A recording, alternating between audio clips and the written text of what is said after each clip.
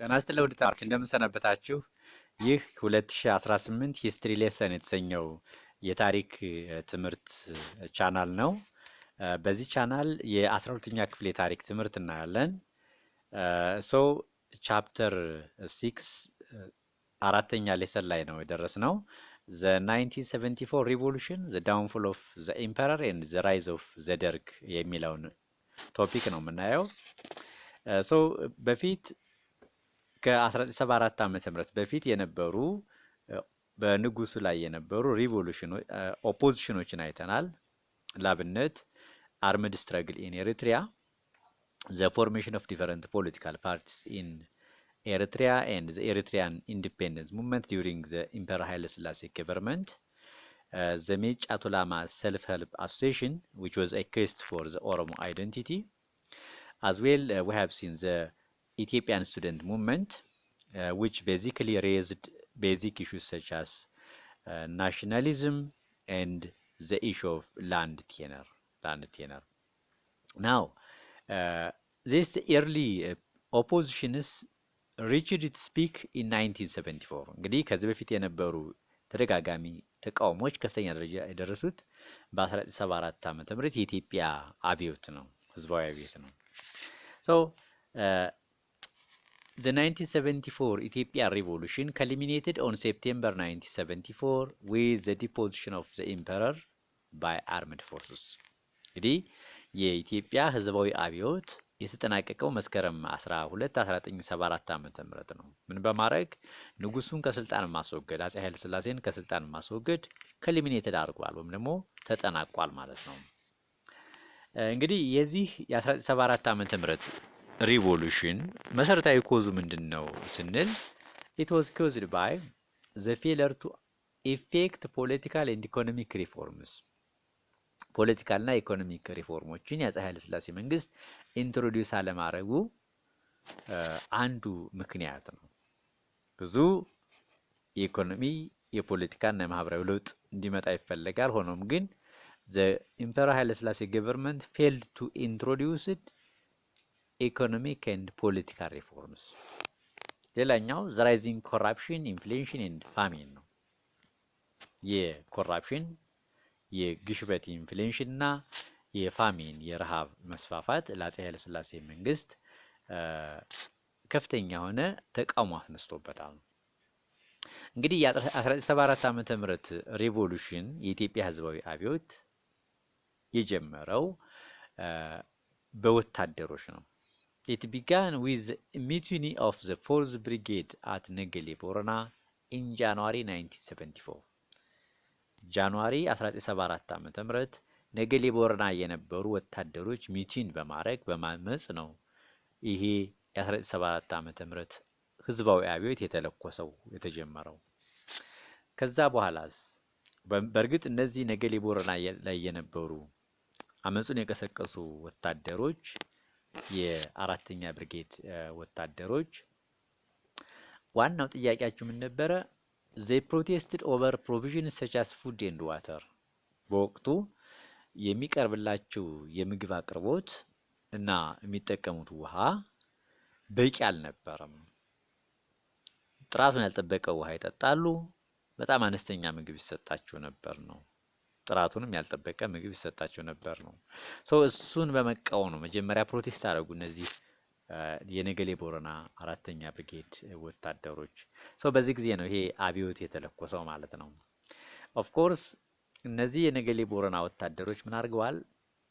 ሊድ ባይ ነን ኮሚሽንድ ኦፊሰርስ they took their commanding officers አዛዦቻቸውን ኮማንደሮቻቸውን ቱክ አድርገዋል ወይም ደግሞ ኢምፕሪዝንድ አድርገዋል፣ አግተዋል።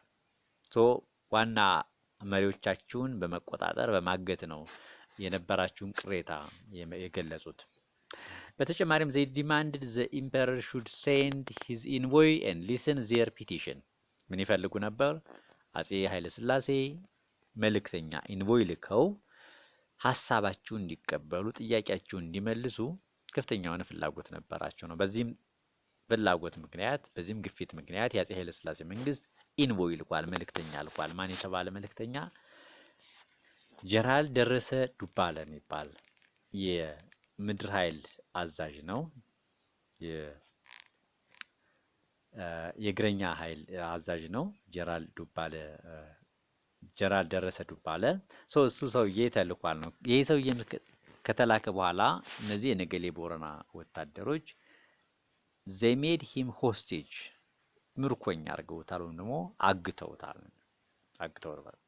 እንግዲህ ይሄ ከፍተኛ የጦር አመራሮችን ሆስቴጅ የማድረግ ስራ ተቃውሞ የነገሌ ቦረና ወታደሮች የጀመሩት ተቃውሞ it spread to other divisions especially in the 4th division of አስመራ ላይ የሚገኘው አራተኛ ዲቪዚዮን አራተኛ ክፍለ ጦርም እንደዚሁ ተመሳሳይ የሆነ አመጽ አካሂዷል ነው። በተጨማሪም እየቆየ ደግሞ ወደ ህዝቡ በመዛመት አዲስ አበባ ላይ ከፍተኛ የሆነ ህዝባዊ አብዮት ነበረ።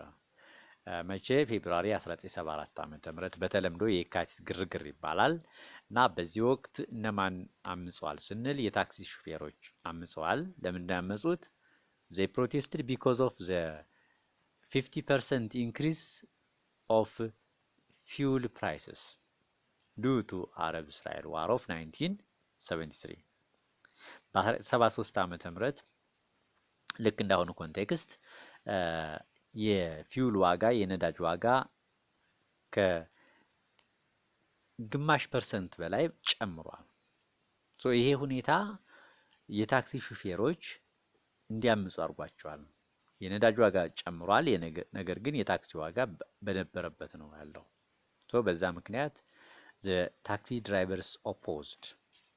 ሌላስ the teachers opposed because of the introduction of new educational program known as educational sector review. መንግስት አዲስ ያወጣው የትምህርት ፕሮግራም ነበር። ኢትዮጵያ መንግስትና ወርልድ ባንክ ያወጡት አዲስ የትምህርት ፕሮግራም ነበረ። ይህም ፕሮግራም ሴክተር ሪቪው ይባላል ወይም ደግሞ ኤጁኬሽናል ሴክተር ሪቪው የሚባል የትምህርት ፖሊሲ ነበር። ይሄንን ፖሊሲ መምህራን ኦፖዝ አድርገውታል፣ ተቃውሞታል። እንደገና መምህራን የሚከፈላችሁ ደሞዝ በጣም አነስተኛ ነበር፣ ላው ሳላሪ ነበር። በዛ ምክንያት the teachers protested. Soldiers and the air force mutinied demanding salary increases.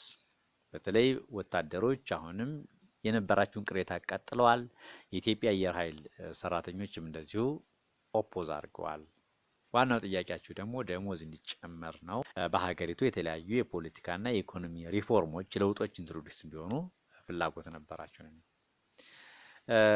In the meantime, the various military units started to unite by establishing a committee. እንግዲህ የተለያዩ ወታደራዊ ኃይሎች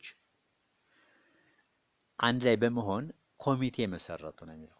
ምን የሚባል ኮሚቴ? the armed forces የሚባል ኮሚቴ ተመሰረተ ነው። እንግዲህ ይሄ የደርግ ፕሪከርሰር ነው። ፕሪከርሰር ማለት ከደርግ በፊት የነበረ ኮሚቴ ነው፣ ግሩፕ ነው። ደርግ ሳይመሰረት መጀመሪያ አጼ ኃይለ ሥላሴን ለመቃወም የተመሰረተ ግሩፕ ነው።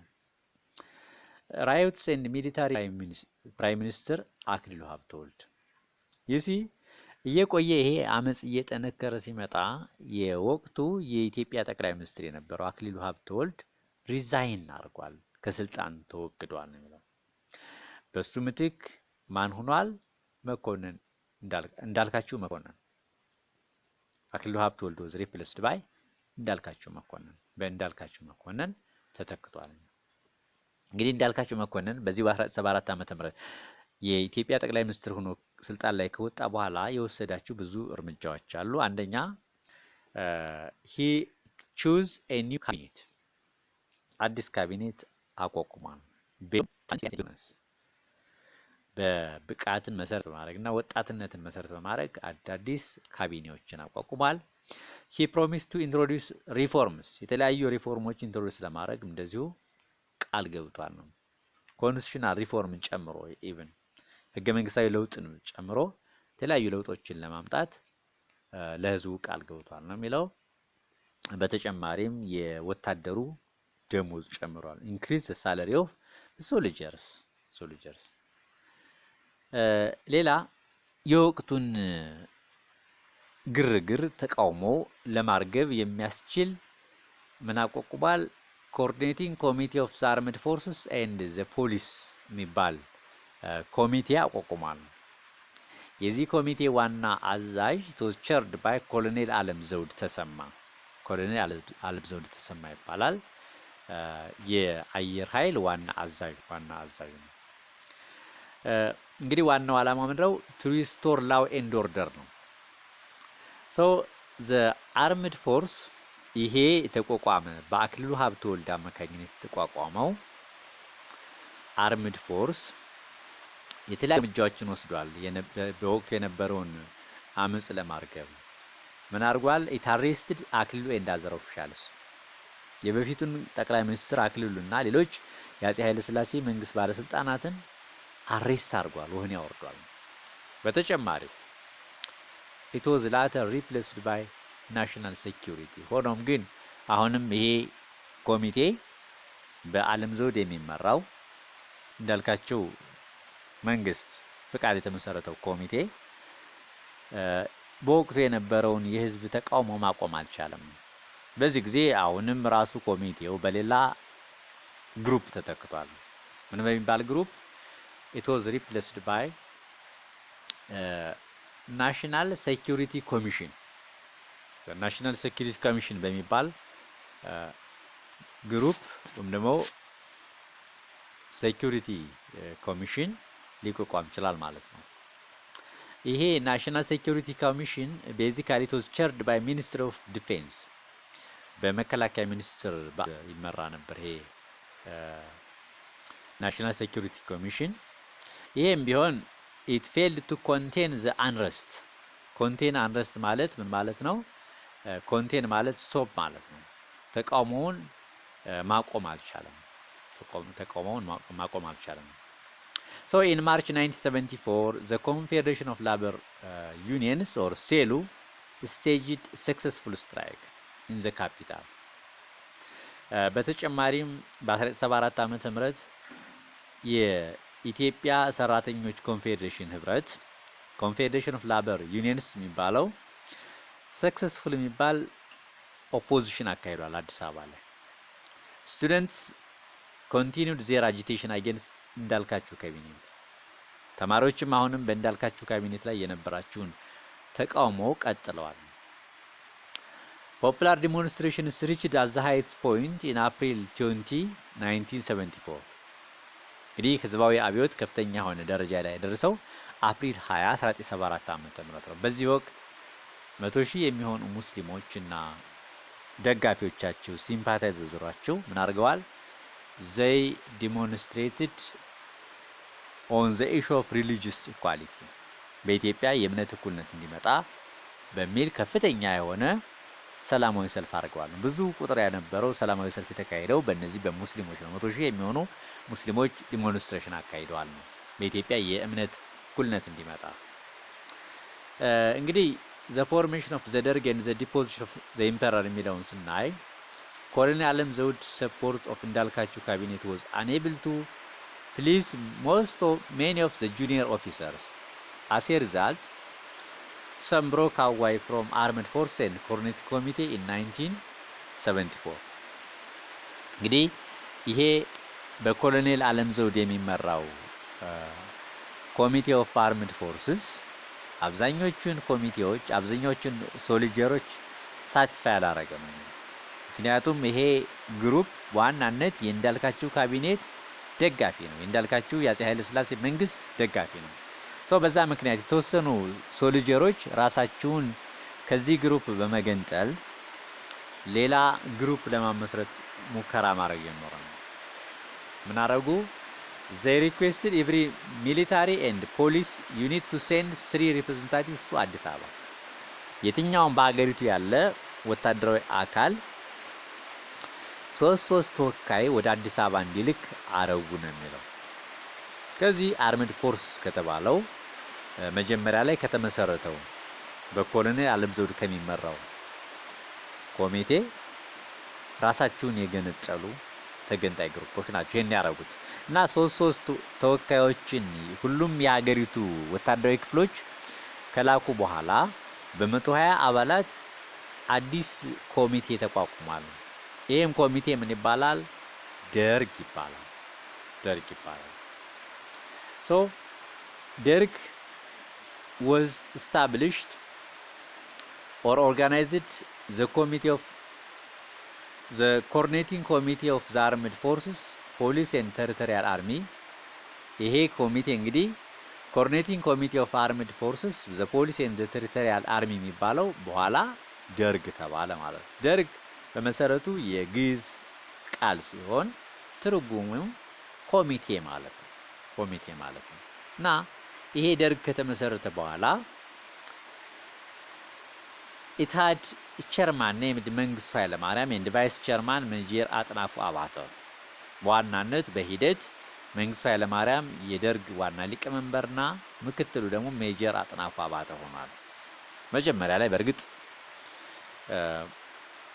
ሚካኤል አንዶም የሚባል ሰው ነበር ጠቅላይ ሚኒስትሩ የደርግ ቸርማን። ኢት ኤክስፕረስድ እንግዲህ የደርግ መንግስት ደርግ ከተመሰረተ ጀምሮ ኢት ኤክስፕረስድ ኢትስ ሎያሊቲ ቱ ዘ ኢምፐረር ለንጉሱ ልክ ታማኝ እንደሆነ ሁሉ ኤክስፕረስ አድርጓል፣ ሐሳቡን ገልጿል። ንጉሱ ጋር ምንም አይነት ችግር እንደሌለ ሁሉ ሐሳቡን ይገልጽ ነበር ነው። But it systematically but slowly dismantled the imperial system in the so-called creeping coup. ሆኖም ግን የንጉሳዊ ስርዓቱን ቀስ ብሎና በሂደት ምን አድርጓል? አስወግዷል። ይሄ የንጉሳዊ ስርዓቱን ቀስ ብሎና በስልት ማስወገዱ ምን ይባላል? ክሪፒንግ ኩፕ ይባላል። ይሄ ክሪፒንግ ኩፕ ፔሪድ የሚባለው ከጁን 28 እስከ ሴፕቴምበር 12 እስከ 1974 ዓ.ም ድረስ ቀጥሏል። እንግዲህ ቀስ እያለ የደርግ መንግስት ጁን ጀምሮ ሰኔ ላይ ጀምሮ እስከ መስከረም 12 1974 ዓ.ም ድረስ ብዙ የንጉሱን ባለስልጣኖችና የንጉሱን ደጋፊዎች ካስወገደ በኋላ መጨረሻ ላይ መስከረም 12 1974 ዓ.ም አፄ ኃይለ ሥላሴን ከስልጣን ጥሏቸዋል ማለት ነው። ይሄ ክሪፒንግ ኩፕ ይባላል። ቀስ ብሎ የመጣ መፈንቅለ መንግስት፣ ቀስ እያለ እያዘገመ ሄደ መፈንቅለ መንግስት እንደማለት ነው። በመቀጠልም እንግዲህ አፄ ኃይለ ሥላሴን ካስወገደ በኋላ በተጨማሪም ፕራይም ሚኒስተር እንዳልካቸው was replaced by another prime minister known as ልጅ ሚካኤል እምሩ። ጠቅላይ ሚኒስትር እንዳልካቸው መኮንንን በልጅ ሚካኤል እምሩ ተክቶታል የደርግ መንግስት። It announced its famous motto ኢትዮጵያ ትቅደም፣ ኢትዮጵያ ፈርስ። ኢትዮጵያ ትቅደም የደርግ መንግስት ዋና መፈክር ነበር። It disbanded the emperor's governing councils and nationalized the imperial residence, emperor's landed and business holdings such as Ambassa Bus Company and St. George Brewery. እንግዲህ የንጉሱን ንብረት ሁሉ መቆጣጠር ችሏል የደርግ መንግስት። ለምሳሌ የንጉሱን መሬት፣ የተለያዩ ቢዝነሶች፣ ለምሳሌ የንጉሱ የአንበሳ ትራንስፖርት ኩባንያ፣ የቅዱስ ጊዮርጊስ ቢራ ፋብሪካ፣ እነዚህን ሁሉ መቆጣጠር ችሏል። ከዛሳ it accused the emperor for covering the famine of ወሎ፣ ንጉሱን የወሎን ረሃብ ቆም ብሎ ደብቋል ማለት ክስ ከሶታል። ከዛ በኋላ እንግዲህ በህዝብ ታስተቸ በኋላ የህዝብ ተቃውሞ እንዲነሳ ካረገ በኋላ የደርግ መንግስት አፄ ኃይለ ሥላሴን መስከረም 12 1974 ዓ.ም ከስልጣኑ ዲፖዝድ አድርጎታል፣ ጭሎታል። ከዛስ the Derg government suspended the revised constitution of 1955 and dissolved the parliament. የ1955ቱን የኢትዮጵያ ህገ መንግስት ሰስፔንድ አድርጓል፣ እንዲቆም አድርጓል። እንደገና ደግሞ የአፄ ኃይለ ሥላሴን ፓርላማ ዲስባንድ አድርጓል፣ በትኗል። አዲስ መንግስት መስርቷል። ምን ይባል? It established a provisional military administrative council or PMAC። እንግዲህ የደርግ መንግስት ስያሜ ነው። በአማርኛ ጊዜያዊ ወታደራዊ አስተዳደራዊ ምክር ቤት ማለት ነው። ፕሮቪዥናል ሚሊተሪ አድሚኒስትሬቲቭ ካውንሲል ይባል ነበር የደርግ መንግስት ስያሜ። the Derg government prohibited the right to strike and stage demonstration እንግዲህ ከዚህ በኋላ በሀገሪቱ ምንም አይነት ተቃውሞና ሰላማዊ ሰልፍ እንዳይካሄድ ፕሮሂቢትድ አደረገ፣ ከለከለ የደርግ መንግስት። ቅድም የደርግ መንግስት የመጀመሪያ ቸርማን አድርጎ አፖይንት ያደረገው ጀነራል አማን አንዶም ነው። ጀነራል አማን አንዶም ቢኬም ሚካኤል አንዶም ነው ያልኩት መሰለኝ። ሚካኤል አንዶም ሳይሆን አማን አንዶም ነው የሚባለው። he became the first chairman of the Derg government.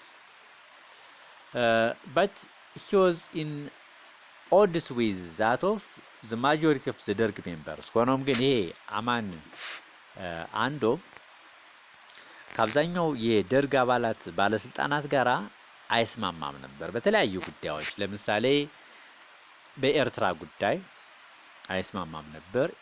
የኤርትራ አማጽያን በተመለከተ the size of the ደርግ የደርግ መጠን እንደዚሁ ምን መሆን እንዳለበት፣ የደርግ መጠን የደርግ አባላት ቁጥር መቀነስ እንዳለበት፣ the fate of the political prisoners ፖለቲካል ፕሪዝነሮች በሞት መቀጣት የለባቸውም የሚል አቋም ነበረው። ሰው በዚህ ምክንያት በእነዚህ ምክንያቶች የተነሳ ከደርግ ጋራ ሳይስማማ ሲቀር የደርግ መንግስት